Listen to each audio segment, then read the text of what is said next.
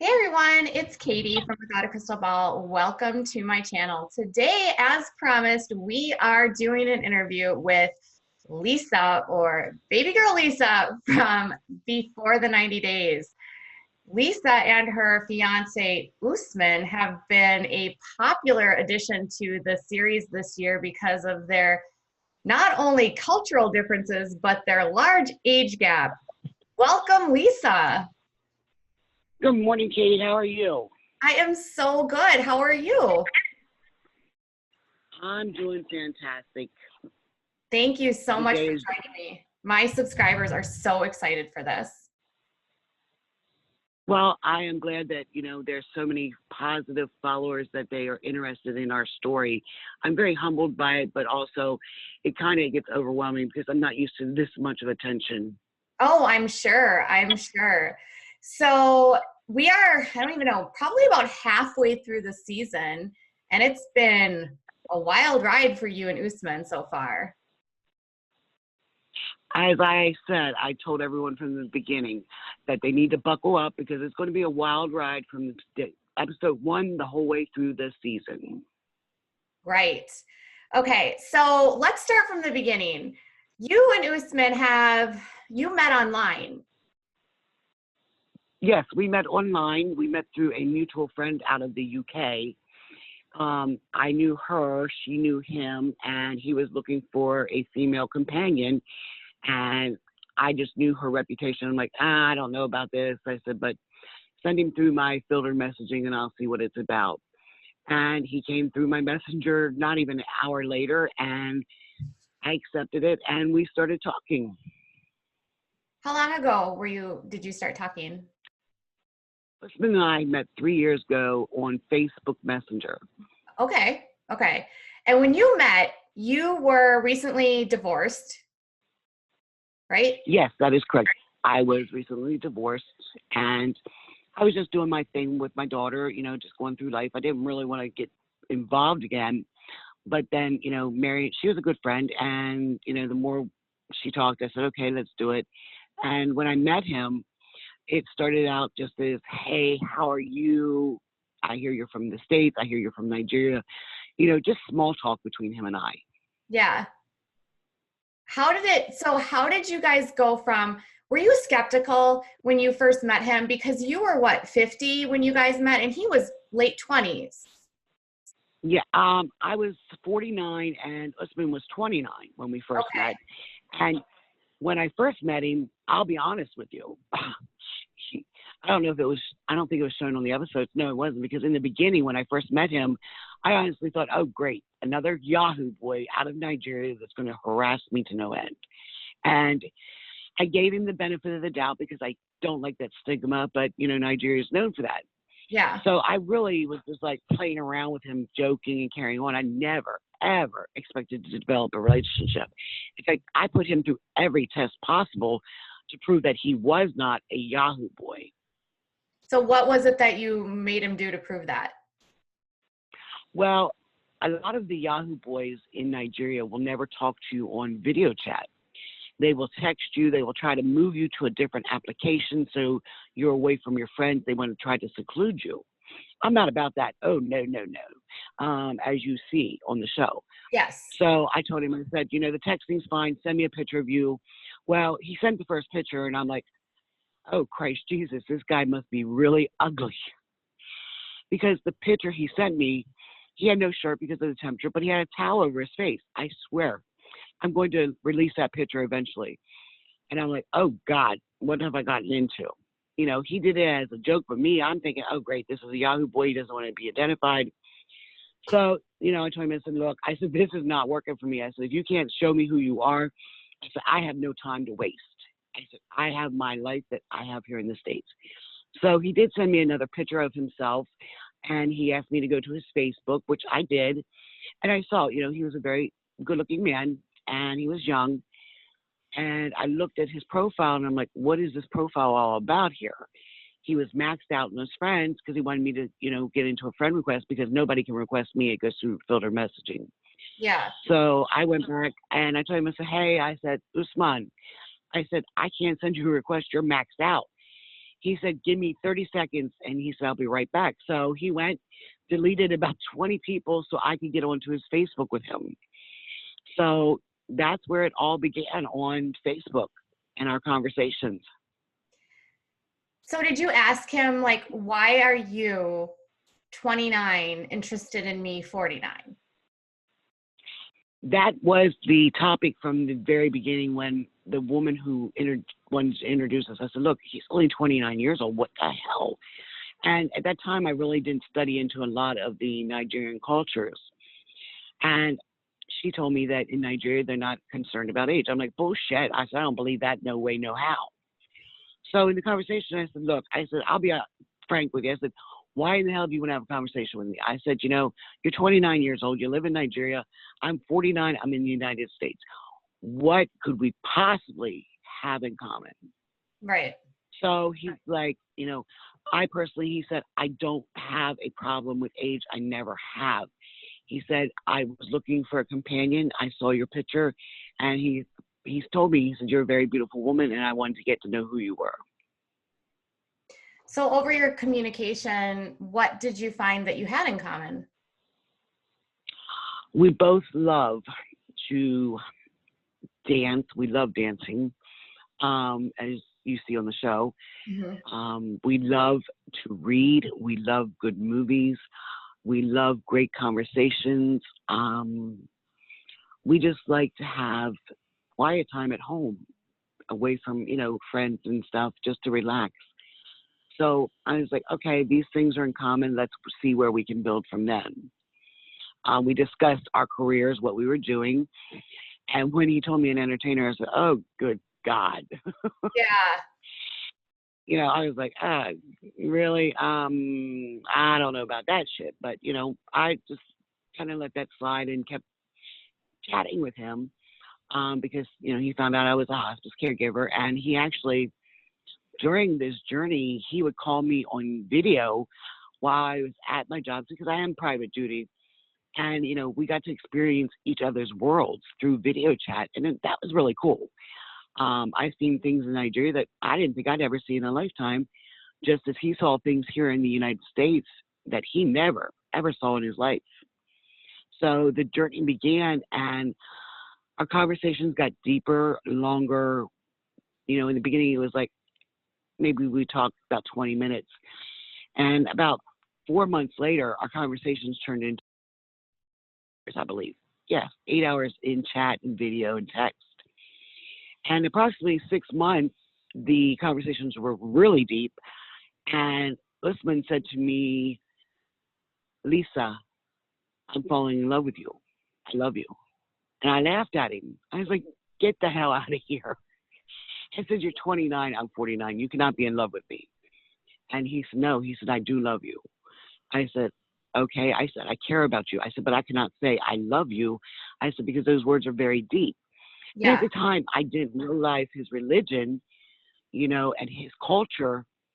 And approximately 2 weeks later, I did some research on it. For him to speak those words, they came genuinely from the heart, that he was very sincere. He was in love with me. Yeah. So, you know, approximately, you know, 4 weeks later into time and conversation about, you know, I was developing, feelings for him. Yeah. He is a very, he's got a personality about him, his voice, his eyes, the words he speaks. I was starting to develop a lot of feelings for him because that's where Usman got me, is on video chat with his eyes, not his looks, his eyes. They were like the link to his soul. I mean, the man has a beautiful soul. There's no doubt. So at that point there, that was it. We were in love. So we decided from there, okay, let's keep this low key on Facebook, because he is an entertainer and there's a lot of haters. There's a lot of young women. There's a lot of older women that are dying to be with him. I mean, they are dying to be with him. So we kept it very low key on Facebook. People didn't know what was going on, but his friends knew what was going on, my friends. And we would communicate on Facebook by putting different posts on each other's pages. But then we decided we went to go private to a different app so nobody would find us. So we did relocate to a different app, so we had privacy, and that's where this all began. So after how many years? I mean, that's an incredible story. I can definitely understand like how through deep conversations and communication and hours and hours and hours together, you can develop deep feelings for one another. At what point did you decide that you need to take this to the I have to meet you level? Well, it was a year and a half. He decided, he's like, Lisa, he said, we love each other. I want to come to the United States. And I said, fine, come over and visit me. He did apply for a visa through the U.S. Embassy, and it was denied. The U.S. Embassy in Nigeria is known to deny many Nigerians and just take their money, because over there it's like $300 to do an interview alone. That's not including the visa and passport fees. And there's so we were pretty hurt. Like, there's a pretty terrible reputation of scamming out of that country, right? It is, but with the visa interview, you have to provide documentation to how deep your roots are in your community. Usman is an entertainer, but he's also humanitarian. So he has very deep roots to the community. He's always doing something. He's received so many awards for humanitarian work. That impressed me right there. Not the entertainment. That I wasn't impressed with. And we'll get to that soon. So when he was denied, it kind of hurt both of us. So, we're like, what are we going to do? What was the reason for denial? The U.S. Embassy does not give any reason. They just state, your roots aren't deep enough. They want to make sure that the Nigerians are not going to leave the country and, go AWOL and not return to Nigeria. Yeah. So, we're talking, I was with him on video chat the morning of his interview over at the U.S. Embassy, and I guarantee you there was 700 people standing waiting to go in for an interview. That was overwhelming to see, because I've never dealt with that embassy. I've never been to our embassy, so I had no clue. Yeah. Excuse me. So it really, it took a blow to us. And he's like, what are we going to do? I said, well, how soon can you reapply? Well, that was 6 months down the road. So, he's like, why don't you come see me? I'm like, Usman, I have a daughter. I cannot leave the United States like that to come see you. I said, I have my house. I have my, job. I just can't up and leave. Even though I'm private duty, I would never do that to any of my patients. Just put someone in there so I can leave. I couldn't do that. So, we continued our relationship. And then he decides, before I come over, that he's going to talk to his family for the very, very first time. And that didn't go well. Yeah. That didn't go well at all. You mentioned that in the most recent episode that he told his parents, or he told his mother about you, and she didn't talk to him for a few months. Oh, she didn't talk to him for 3 months. Mohammed and Farouk and Aisha, there was no kind of budging them, because they've never had any communications with anybody from outside of Sokoto, their home state, and that's the northern part of Nigeria. They've never had any contact with any type of American, let alone an older white woman. Right. So, he dropped this bomb. So me being a mother, and I can imagine, this family's like, what the hell is wrong with our kid? Has he lost his mind? What's going on here? They just were in total shock of it. So they didn't talk, and he was very hurt by it. I said, look, we can end this so you can go on with your life. I said, I'm not here to hurt you. I said, I do love you, and I always love you. I said, but I will not come between you and your family, because the mother is the matriarch in Nigeria. Right. She is held like the queen level. Yeah. I was not going to offend her, and I didn't want to hurt him because of the love he has for his mother. And at that point, he is pretty bullheaded. Usman is very bullheaded. He's like, no. He said, they will learn to accept it. I said, you cannot do this. I said, you're hurting, you're crying. I said, that's not fair to you. He said, I'm crying because I'm afraid I'm going to lose you. Aww. And I said, I'm not going anywhere. Oh, I'm getting emotional on that one. So we proceeded with our relationship, our conversations, our jobs, and that led us up to, okay, we kind of tipped into TLC's Before 90 Day Fiancé, saw clips of it. And at that point there, that is where Usman decides he's going to apply for 90 Day Fiancé. Oh, he did. I laughed. He applied. And I laughed at him. I said, have you lost your damn mind? Do I look like I'm into entertainment?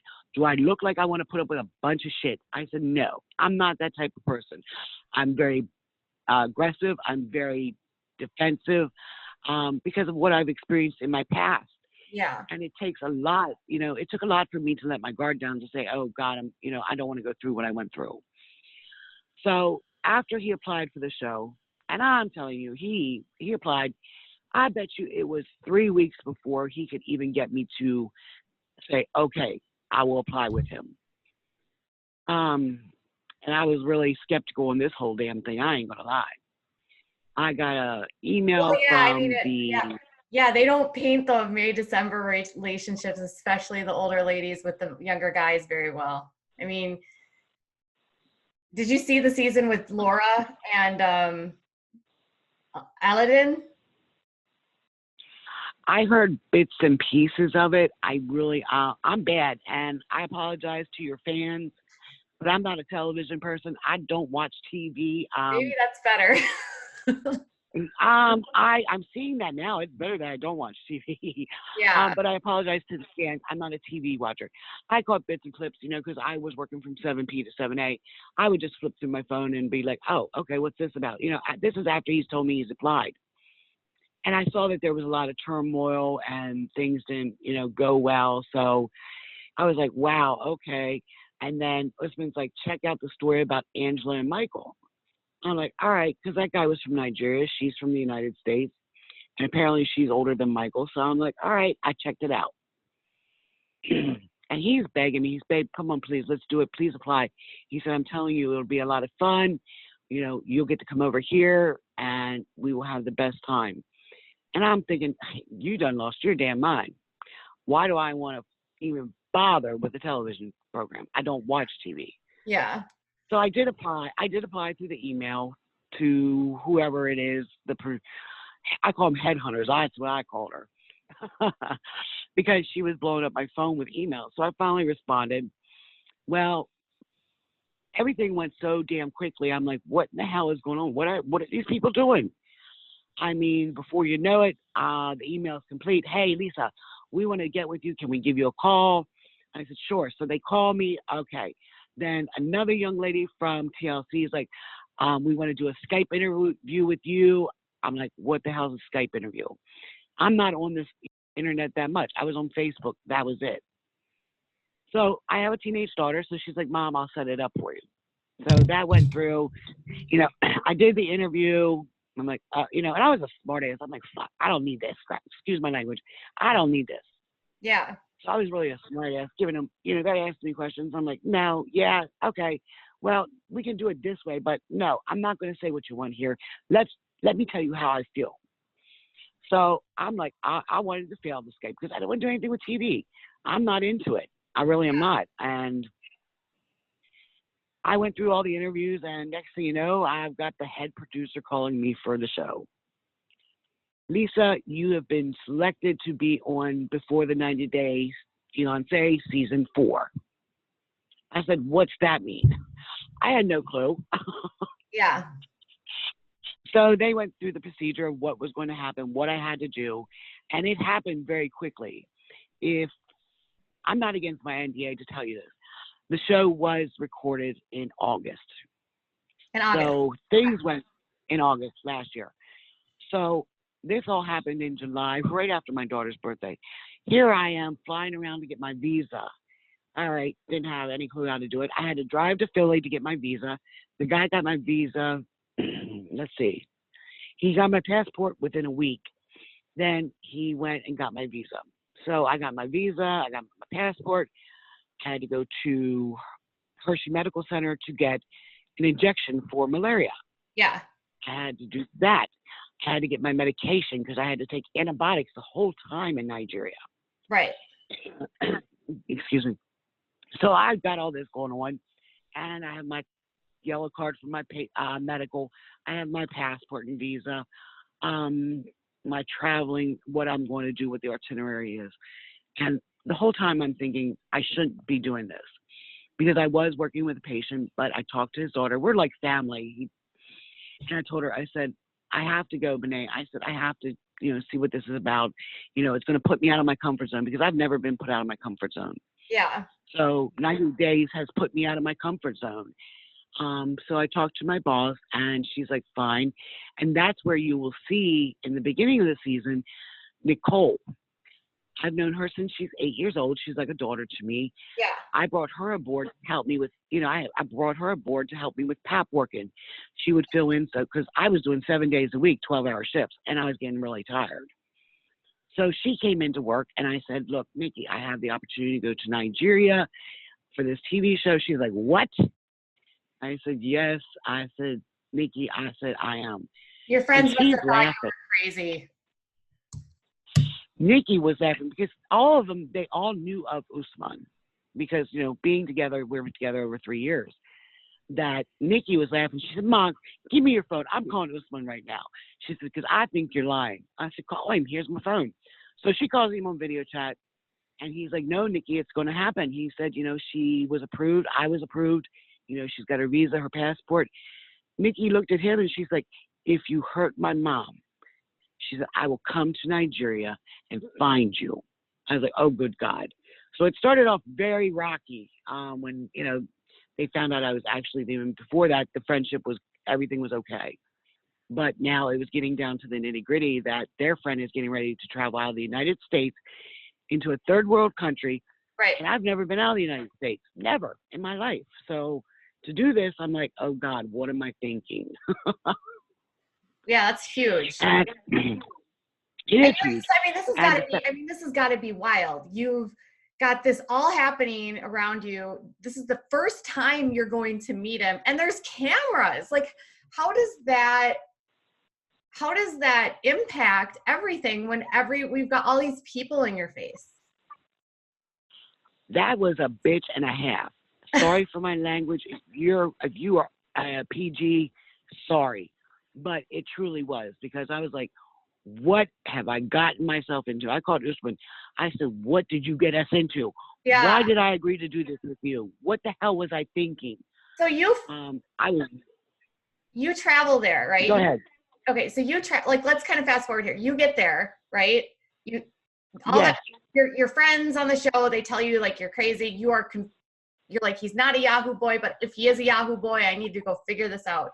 And so you get there and you meet, and what was that like? I was getting very excited when I arrived to Germany.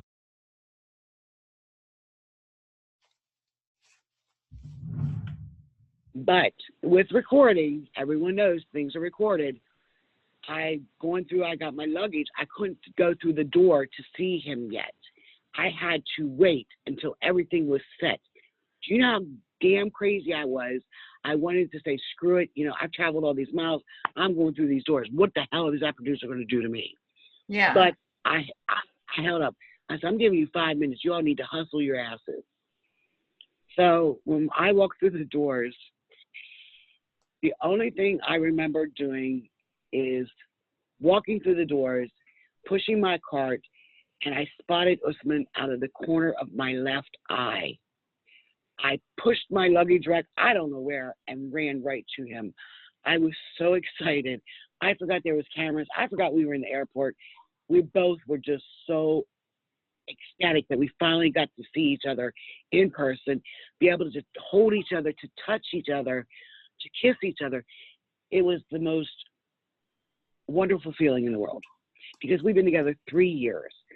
And we never knew if it would work out, if we would ever see each other because of the embassies.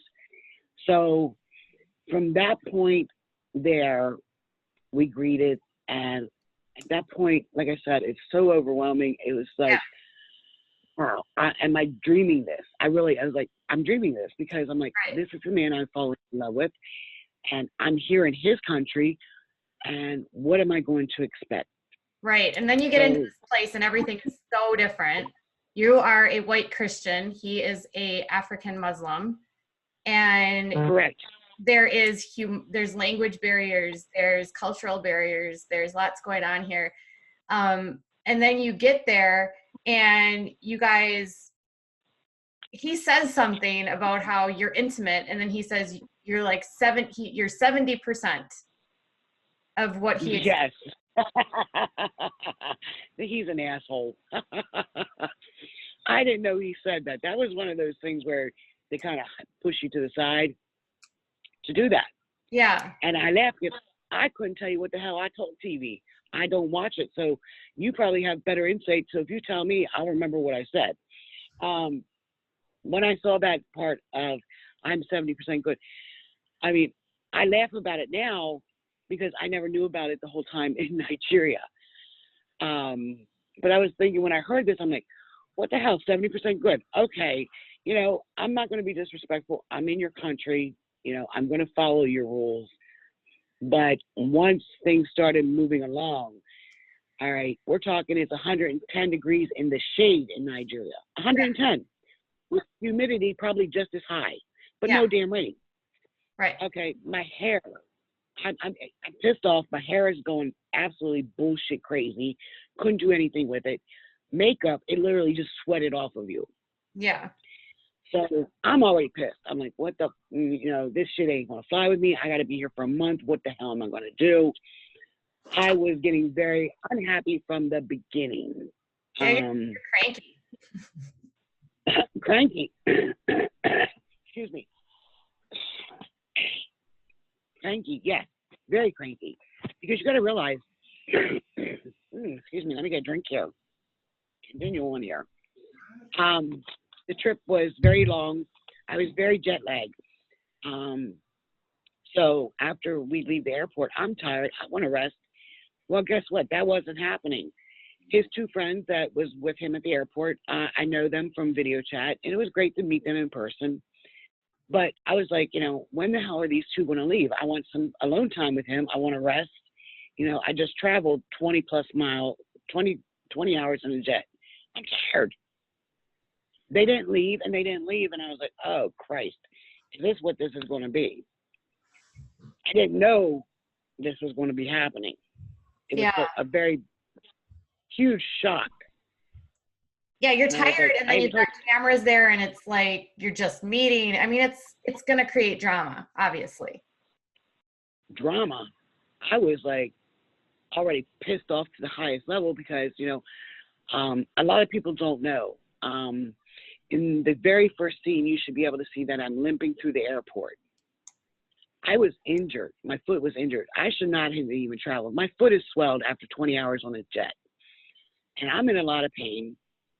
And there was no type of medication that would help with this pain. So I'm in pain. I'm tired. It's hot. I've got cameras. I've got his friends. And I have Usman.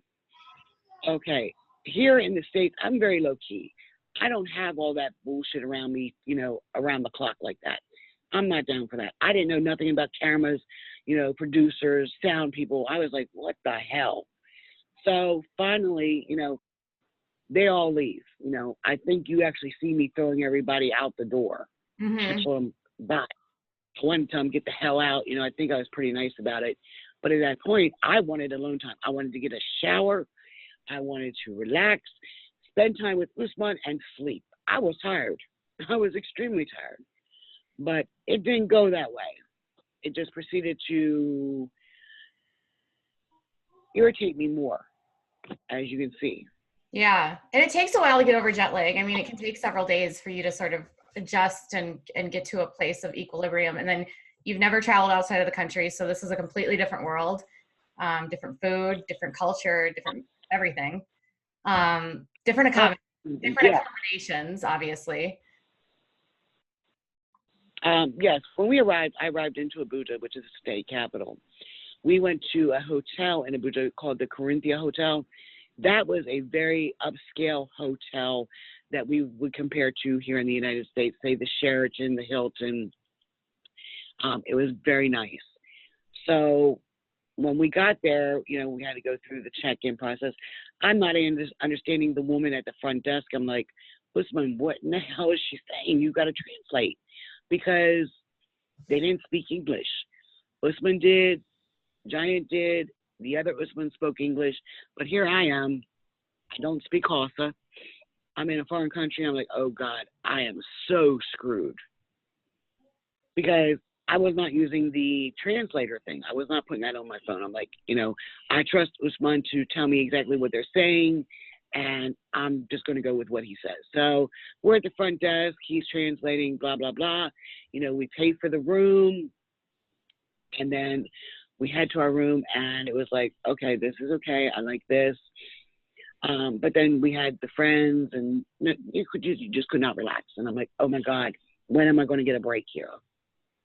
Yeah. So, I did get that break, but, with the excitement of being with Usman, I didn't get to sleep. We talked, we ate, I took a bath, we talked more into the wee hours of the morning. And when that producer was knocking on the door, I was like, what the hell are you want? I said, you know what time it is? It is too early. Come back in 2 hours. I was irritated because they wanted me to get up, crack of dawn. Oh no, I'm the woman who just traveled 7,000 miles, have jet lag, and I'm a night person because I've worked 7 p to 7 a for 15 years. I've done that shift.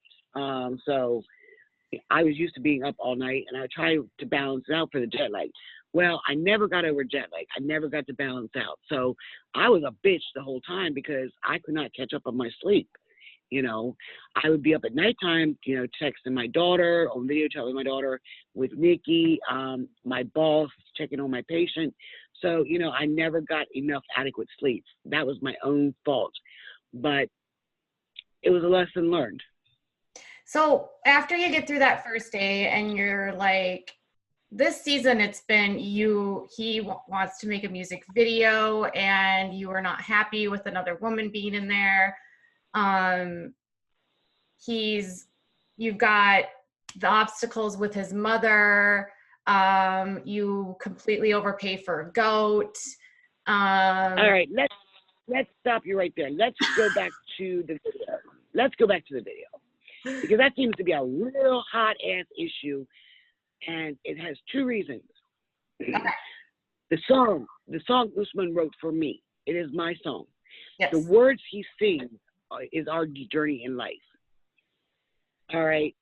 I wanted Usman to be in the video alone because I do believe in Usman's voice. He has a very strong voice as a musician and entertainer that he could do a video on his own because he's never done a video before. So we were arguing because his guy was telling him, no, we need this hot chick. I said, look, that's cool if you want to do it for another goddamn video for another song. This is special to me. That's what I said. And I was angry because it's like, this is my song. I don't need some model in there. She was beautiful. Don't get me wrong. She was gorgeous. But this was my damn song. This was my song for my fiance about our journey. I wanted it to be him alone. Only him. But it's his song. And it's his career. Right? It's his song and it's his career. But this is where people forget. The song was written for me. The video was to be produced for me.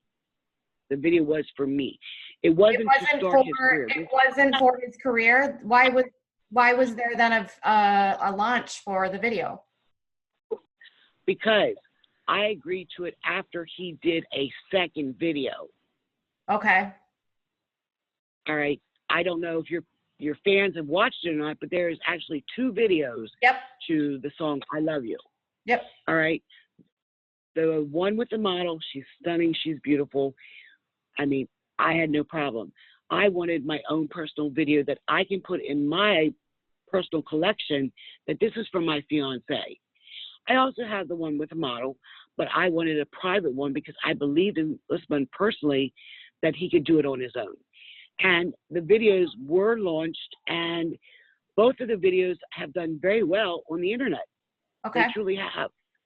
So, I was cool with that. I have no problem. In fact, I know who the model is. And, we very good care of her. Everything was paid for her over there, you know. She was paid to be in the video, and, you know, I'm happy that it's doing well, and I'm hoping for her that she may get endorsements in Nigeria, because it's a very poor country. Right. And the hustle is very hard. But I was happy that the video he did for me without her was a private thing for myself. Okay, so they didn't make that clear at all. Well, see, that's just it. And a lot of people forget. Editing. I really hate goddamn editing. Truly, I have.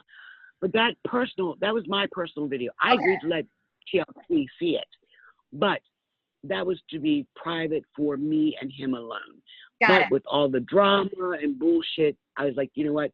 Air both of them. Let's launch both videos. I said, let's just do it. So at that point there, that's where we came.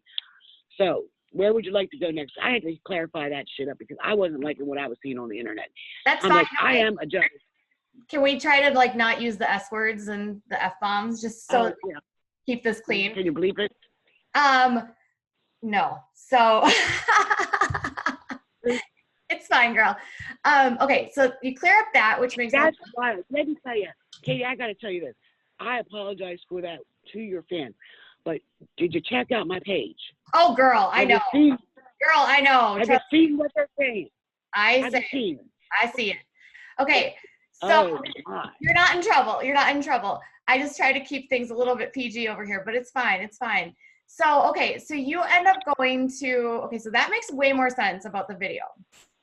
Now, there's this other thing going on with like the fans, and you were, actually the party went a lot better. Like, I didn't feel like you were actually like, I felt like they were going to build it up like you were going to be really aggressive, and it wasn't like that at all. Like, he was very respectful. Well, he was very respectful, and actually the fans that were there were respectful. I mean, yes, we got bombarded, and I'm like overwhelmed, okay? Because like I've never been with an entertainer in my life, never thought it was going to happen. I'm tired. It's hot in the club, and all these people, we're bump. So we're in the VIP room, and I mean, we are bombarded. Giant, as you see, he's like my bodyguard through the season. He's around me, keeping people away, because I don't know if you people understand this, but where they're from, it is a male-dominated world. Yes. The men rule Nigeria. So I have Giant on this side. I have Usman on this side. I have my fiance grabbing me by the hand, leading me through the club. And we switched because we sat down. We had to get up and move around because of the fans. They were just so they were overstimulated because here's Soldier Boy getting ready to perform. Here is his woman from the United States, his Batulia. And I'm like, oh God. I mean, because they're not used to seeing a white woman. So, you know, they get at him, they come to me. I was like, what is going to happen here? Because I'm thinking I'm going to have a really bad experience. But it turned out very well. I was, you know, one incident, and I had to laugh because I don't know if you all saw it on TV.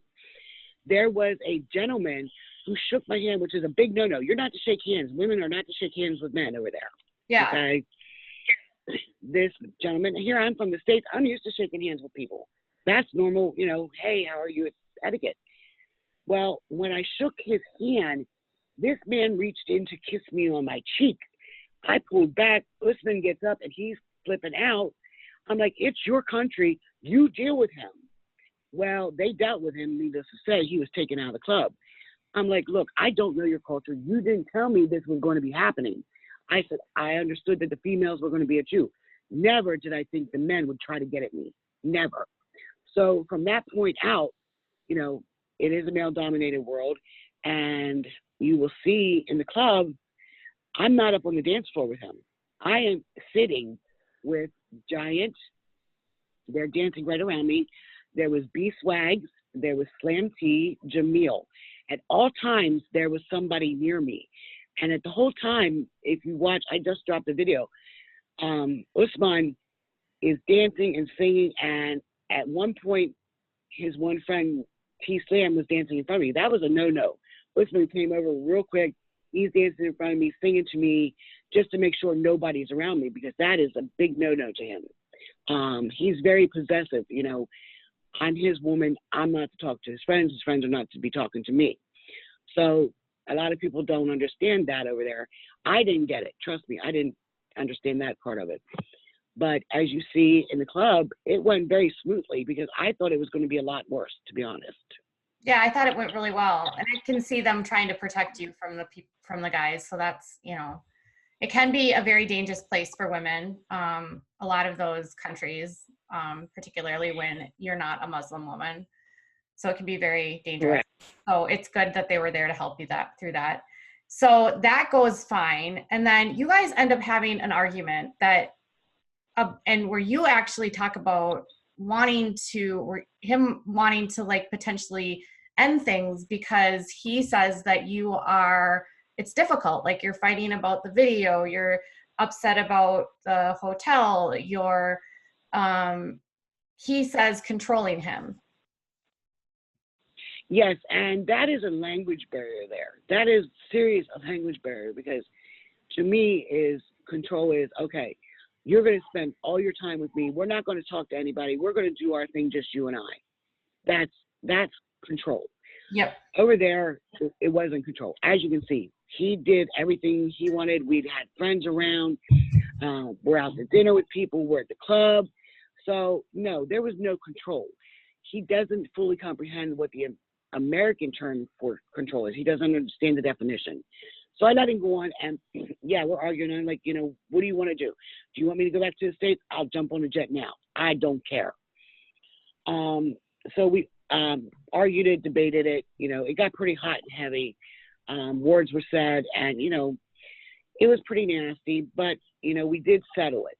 You know, I don't recall if it was settled on camera or not, because like I said, this was recorded back in August. You guys You're ended kind of up have like, to you guys sort of separated and sort of cooled down, and then they did show you coming in there kind of talking things out and having sort of like a, you know, a heart to heart about what was talked about, and both of you deciding that you don't want to end things, and you sort of come to, like, I don't know, you make up. Yes, and what he calls over there, as you like you said, we make up, you know, in arguments here in the United States. Over there, they call we settle, and I'm like, what do you mean settle? I'm not settling until we get, you know, things squared away. So we did, you know, finally sit down. We had a heart to heart, and we did settle things. And you know, that night everything was calm. It was peaceful. It was just, you know, alone time. Yeah. Off camera. Yeah. So. And we didn't. Go ahead, dear. So you end up like settling things, and it's this whole decision that is like, okay, so you're still here. I love you. You love me. Like, and I think it's got to be hard because Muslim men are the patriarchs in the sense that, you know, they're probably not used to a woman having as many opinions about things because they're the ones that sort of lead, right? So I'm sure part of it is cultural. How willing was he to kind of understand that, listen, like, you are this way, but I am this way. We have to meet in the middle. Well, that was an argument in itself. I'm not going to lie, because he is the major and he thinks, you know, women are subservient. Oh, hold up. I am an American woman. Right. Okay. We are not subservient to men. We are very independent. We are very strong. We're not controlling. Yes, we're jealous, but we do not control because we're in control of our own lives. Right. I just controlled my life. He was not telling me how to spend my money, what I had to do. Now, I did respect the culture of the dress, as you will see, because I didn't want to disrespect the women, because for those women to wear the clothing that they did, you know, I was respecting that. But I told him, I said, you know, look, we got to meet 50-50 here, or this is not going to work. Right. I said, I am not a Nigerian woman. Get that straight. I said, you are the Nigerian Muslim. I get that. But I am a white American Christian woman. I just flew to be with you in your country. And when I flew in there, I didn't realize, I mean, we talked about it briefly before I left, that me coming to be with him, it's not done. That's taboo. Yeah. And the culture, the religion, it's taboo. I'm like, oh, great. What am I getting into? I'm going to die in Nigeria, I'm thinking. Truly, I did. I thought, oh, God, I will be dead and I will never return to America. So we kind of met, but it was like him and I clash heads. We're too much alike. We're very, very bullheaded, and we will argue. Oh, we will argue. So it was a bumpy ride. Let me tell you, TLC is like, what did we get into? Yeah. Yeah, and I mean, it's hard because you're in your 50s. You've lived, you're not old by any means, but you know what you want. You know who you are. You know what your expectations are. And, these are the big cultural differences between these two faiths and these two cultures that make it challenging. And it's something we've seen a lot on the show, is that challenge between blending of these two cultures, because the women here are so independent and we have so many rights, and there they don't. You're absolutely correct. And I did not realize that's how they treated their women. Yeah. If you see in the one scene, I don't know how far they went into it, but I'll let your viewers know. We're sitting there for breakfast, and the woman, I wanted American pancakes. I didn't want spicy food. And he's like barking orders at her. I said, what the heck are you doing? I said, don't talk to her like that. I said, she's working hard for her money. Don't disrespect her. Well, that started a little bit of argument there. He's like, that's how we talk to our women here. I said, if you do that in the United States, let me tell you what's going to happen. Your waitress is going to put your order in. I said, they're going to spit on your food, and they're going to sit in front of you. I said, you do not disrespect women like that in the United States. I said, you're lucky. I said, in the United States, I said, if you do that to a woman, I said, she's going to back your ass up to let you know what it's about and run it from A to Z and Z to A. I said, American women do not tolerate this crap. Yeah. Those are big obstacles. Yeah. That's why a lot of times these relationships simply don't work. Not because people don't care. It's just, it's hard to get over those big differences. But if people It is a very huge cultural shock. It is very difficult because, it was hard enough doing a relationship long distance via phone. Now I'm in his country and I'm getting all these things thrown at me. He's getting the American thrown at him. So it was like, oh God, this is irritating both of us. It's causing friction between us. And it's escalating as you watch the show. Yep. It's getting bad. So, it was really difficult being there and experiencing this because, like you said, I am 50 and, he is 30.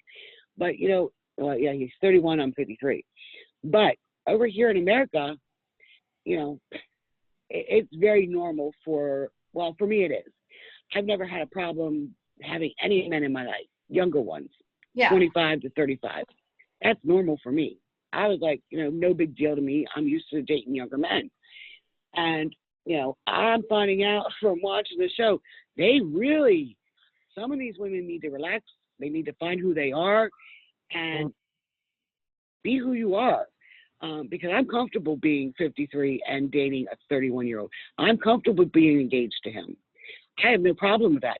It's the world that's really coming down saying blah, blah, blah. And I'm like, right. And God. It's a really ugly double standard, right? Because men have been doing this for eons. Eons is correct. It has always been acceptable for a older man to date a younger woman, 30 to 40 years age difference. I researched that once I got back from Nigeria. But for women here to date younger men, we are looked down upon. 20 years ago, it was looked down upon. But now, at my age, a lot of my friends, we're all dating younger men. Because you know why? We have been through everything. We're comfortable with who we are. And if we can find companionship with a younger man, why not? Who are we hurting? We're not asking you to pay our bills. We're not asking you to do anything for us. This is our lives. This is what we chose. So, and I'd say, go for it. I'm all about woman power, girl. And that's just it. Why should not any woman at any age be comfortable with who they are? You can date anyone you want. Don't base it on age, color, race. religion. I mean, there's Don't just base been it on that. so many, there's just been so much nastiness with you. Like, oh, you're older. Oh, he's way more attractive than you. Oh, you know, like this, that, or the other thing. And it's like, it's pretty petty if you think about it, because at the end of the day, it's not necessarily about who, what we look like on the outside. It's how compatible we are inside. Well, that's just it. And it's very petty. And I'm not saying your viewers do it, but unless you've been in that damn country, let me tell you, ladies, yes, I'm all about women power, but you sit there and you criticize because my hair is dry, is crazy, that I don't have makeup on. Ladies, let me inform you right now. Dating a wholesome Muslim man, he does not like makeup. He wants my hair pulled back. So that was a big issue over there because I had to have it down for the show, which was a bitch because it was hot. So, ladies, don't sit there and criticize me unless you walked in that journey.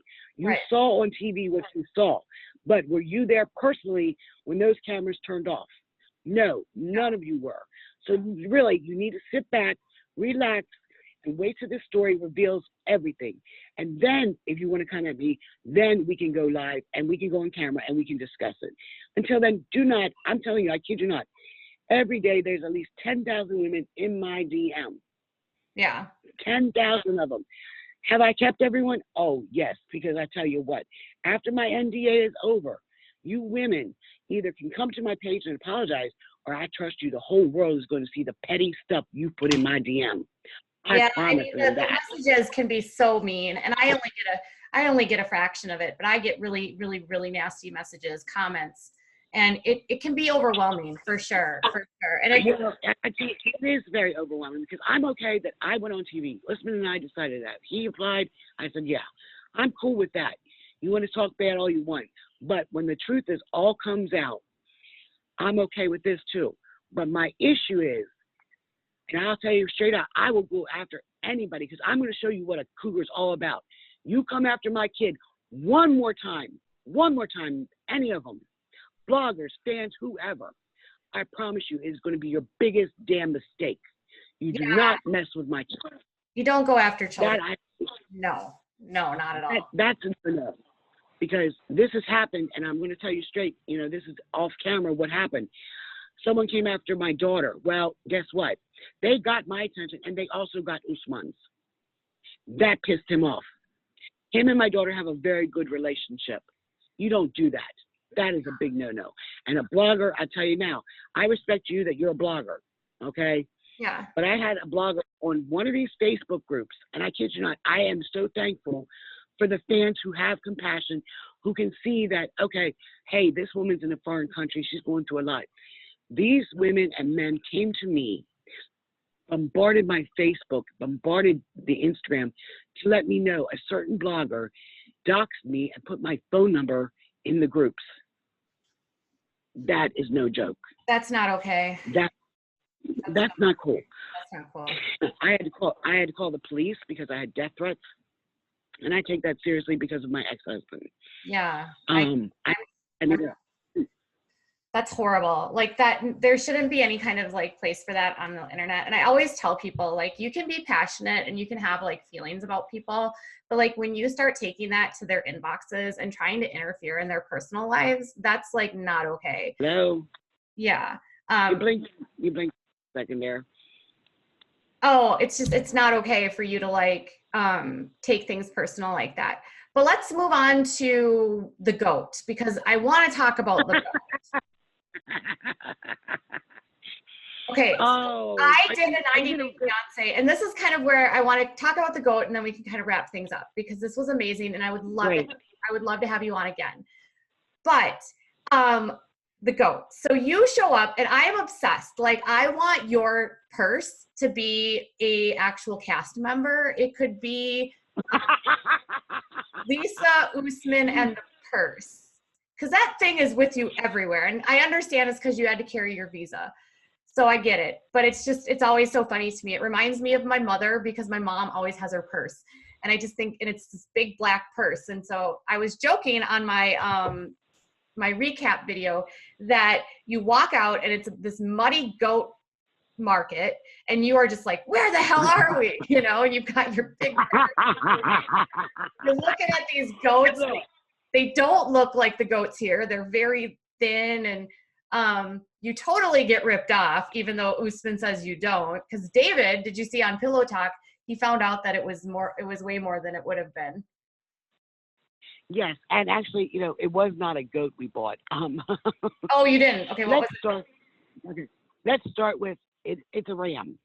It's a ram. Okay. All right. So let's start with the pocketbook first, and then we're going to go right to the goat. All right. Everyone was laughing about my pocketbook. That pocketbook is huge. That pocketbook is expensive. That's a Michael Kors bag. Okay. Yeah. And I carried my stuff. I carried Usman's stuff. I carried cash. I had everything in my bag. I'm telling you, from medications to tissues, whatever we would possibly need was in my pocketbook. And it was heavy, and I was a bitch carrying it through the Nigeria. It was hot. Yeah. So you're right. We pull up to this damn goat, this farm, all right, this market. I'm thinking, like we have here, if I want to buy livestock, they're, secluded and it's on a concrete. We go in, pick them out, and that's that. I did not realize I'm getting out in the mud, which has shit in it, plus mud.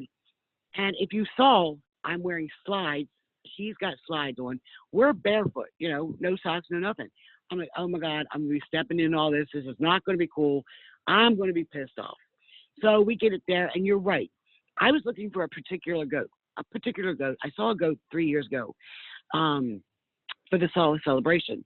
And I called it a half-caste goat. And the reason I called it a half-caste goat, it is because the goat is half white and half black, like Usman and I. So that was an inside joke between him and I. So we find these goats. All right, I'm thinking, they're going to be like ours. Nice, big, meaty goats. Well, find out they're not goats. They're rams. So it's a ram that I'm buying. Well, I'm walking around, as you see, and I'm like, oh, God, these look horrible. So I spot one, and I'm like, oh, he's cute. Let's get this one. Well, I'm telling the guy's talking, and I'm not understanding damn word he's saying. So, yeah, we buy the goat. I was ripped off from here to hell. But, a lot of that is because, look, I'm a white woman. They consider any white person in Nigeria to be rich. Right. Hold up. No, I'm not rich. No. Right. You're rich by their standards, obviously. By their standards, but by mine, oh, hell no. Right. No, I am not rich. Yeah, I get it. So you get we buy the goat. Yep. Well, that's funny. Everyone's upset about that. I don't know why. Because the goat will be used for the holiday. There's no doubt. So I named him Barney. I wanted him to have an identity so the American people could relate to it. All right. So I named him Barney. That's an inside joke. I like him. I love my goat. I was messing with him the whole time. You saw when we loaded him up in the taxi, I'm thinking this goat's going to be going ape shit, jumping over, trying to chew on my hair or try to stab me with the horns. Okay. So they tied the goat up, and you see them in the car. Next thing you know, the damn goat's standing up. I'm like, oh shit. I'm sorry. I'm like, oh God, this goat's gonna be jumping over the seat. I'm in trouble because our livestock will be going crazy. Anyone that knows livestock, they're not gonna sit like a dog or ride in a car. No, of course not. So I'm already leery because Usman wanted me to sit with him. I said, oh no, that's a goat. No, I'm not sitting with you. I'll sit in the front. So I'm in shock because I just got out of a Range Rover to get to the market. And now I'm getting in a taxi that has no air conditioning, and we have a goat in the car. Not cool. Yeah. So when the goat's up, I'm like, and if you see, Usman sliding forward and telling me, Lisa, bear up. The goat's up, and it starts talking. I'm like, relax, Barney, relax. It's okay. We'll be back at the hotel soon. So, we laughed about it, and everyone's laughing because I'm taking the strap off that big-ass bag that everyone's laughing about. I was going to harness the goat and tie. But needless to say, their livestock are used to traveling like that. It's like a dog. It's very docile. It didn't try to jump, didn't do nothing. So so that was a cultural shock. Yeah. So you get back, and then you get your dress on, and you get ready, and you talk about so I want to end with talking about the mom. So you get dressed, he puts you in this beautiful gown, which I thought was really pretty. And I thought it was sweet that he'd help tie up your, your hair and had you looking, traditional to go meet mom. And you get there and mom is like, she has misconceptions, obviously, about Americans and that we hold slaves, which we don't. And, she thinks that he's going to be treated poorly here. And she's apprehensive and she doesn't seem really interested in even talking to you.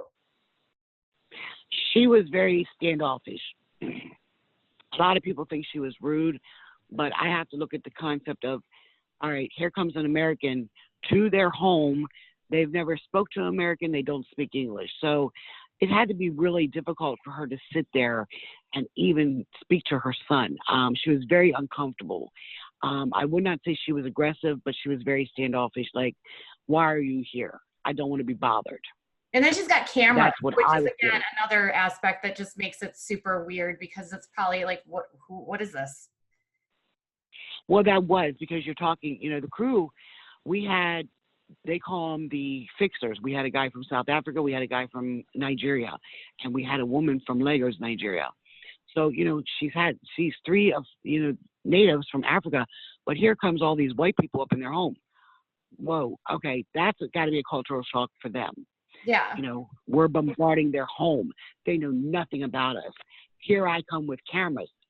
And, she was like, she wasn't having no parts of it. She was already like looking at me like, what are you up to? What's going on? Yeah. And so it doesn't go well, obviously. And no. How long did you actually meet with her? We only saw a few minutes. We were with mom for probably about 2 hours. Okay. We only see a few minutes of that, but it doesn't look like it goes very well. And she says, capital no. Yes. I don't even recall that because I was just, like I said, I was feeling uncomfortable because I got the cameras on us and Usman's trying to keep the peace between everybody because he could sense his whole family was not comfortable with cameras being there. He could feel that. So he didn't know what to do. I mean, he was getting nervous, as you could see. We both were. We were like, oh my God, what's going on here? What are we going to do? So, she was very uncomfortable. When she said capital no, I was like, oh my God, I could have cried right there on camera. So her and I should get up and I'm guessing you talked more about just not, being in hospice. There had to have been more. That's the only thing they saw. People didn't see you greeting her. We didn't see any sort of like, it was very just like, I work in hospice, and he's like, she's a doctor, which was hilarious because he didn't get it. But and that's another thing. That's funny because he's getting tore up and I'm getting tore up. Never at any time did Usman say, know that I'm a doctor. He knows I'm a hospice caregiver, for God's sake. He was on video chat while I was working. But there is no word in the Hausa language to do hospice because Americans need to realize this. We put our families in homes. We hire people to take care of our parents because we're too busy with our lives. Let's face it. In Nigeria, they take care of their family to the day they die. Here, we don't. We push it off on someone else. That's where my job comes in. And there's no word to describe hospice because they wouldn't understand it in the first place because they do not do it over there. It's very, as they call it, it's haram what Americans do. No, they call it haram. There's no word for it. So thank you for clarifying that. Thank you. So after you guys get the capital no, you're devastated. And then you are going to have to try to find a way to get her to come on board. Otherwise, it's not going to work, right? That is correct. And that's got to be so, I mean, when you get that no, are you feeling like, okay, I'm going to leave? Or are you more determined at that point? I was kind of shocked by her response, but I kind of felt it because, like I said, we had cameras and we're sitting there. She's the first time ever seeing a white person in their home. Yeah. So when she said no, I was hurt. I was shocked. But at that point there, I told Usman, I said, this is not over. I said, we did not come this far for your mom just to say no and not have reasoning. I said, we must have her understand what's going on.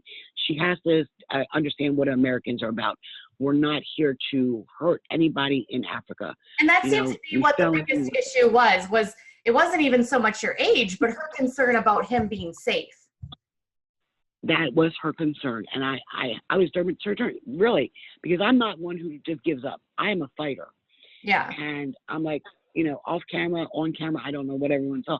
But I said, there is no way I've come all this way and you and I have come this far in a relationship just to take no. I said, I am not disrespecting your mother in any way.